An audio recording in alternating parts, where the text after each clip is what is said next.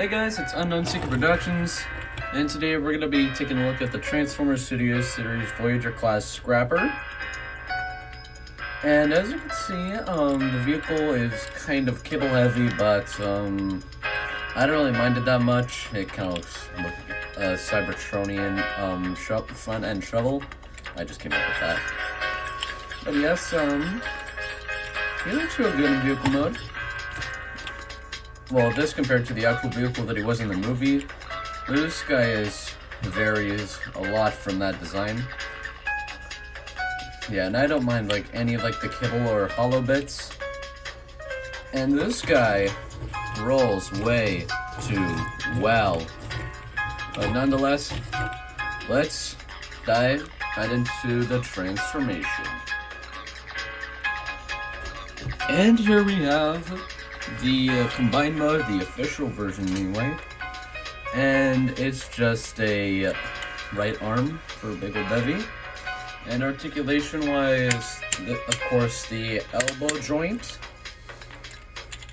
These fingers can swivel. This hinge is also here. This is also here, which is more for my alternate transformation. This thing can also swivel.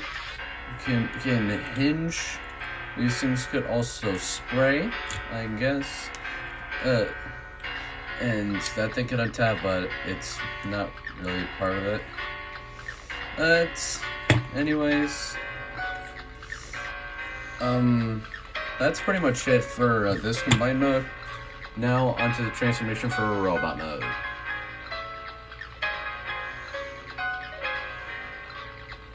And here we have the robot mode, and in my opinion, he looks quite good. Taking a closer look at that head sculpt, which in my opinion looks quite nice. With all those tiny details. It's kind of hard to see it, but there's actually just that's the red of the eyes. Right there. I thought they would be like more in here. I just bumped the camera, didn't I? And I thought they'd be more up here, like where these little seams are. Apparently they're around here.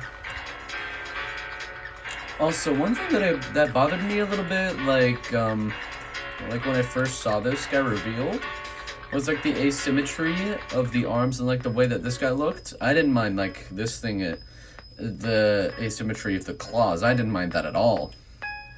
But just the overall extra length for this thing, which I now know is more necessary for the transformation. It doesn't look too bad. It doesn't really bother me that much.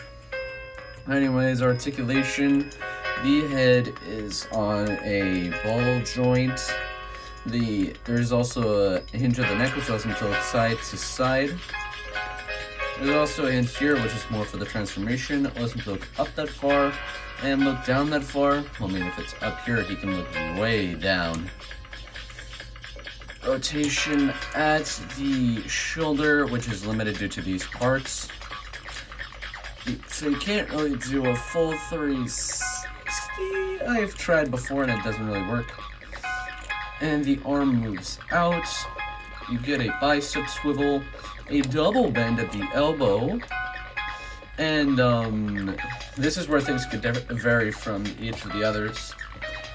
There is a swivel here, which I guess is a wrist swivel. On the hinge here, which I guess also can sit up and down. And the hinge joint here, which does quite nice. And this thing just has a hinge joint, which is more for the transformation, and that's pretty much it.